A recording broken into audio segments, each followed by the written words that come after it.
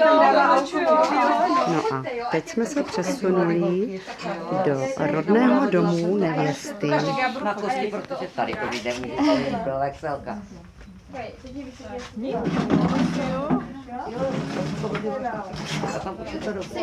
Čelní kosti a tam se nám co zapasuje.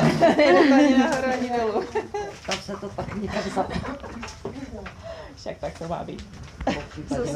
Tady máme maminku nevěsty, u které jsme právě na návštěvě.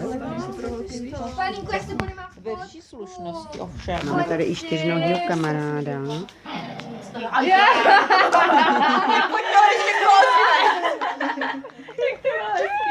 Já se nechci fotit, nejsou namalovaná.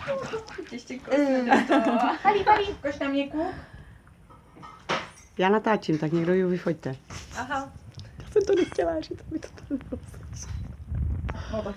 To je hezký, to je smrdíš, vole. Smrdíš ho.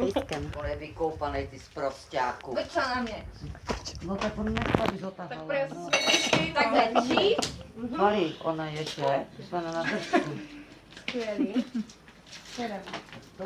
A ještě je v mrazáku tam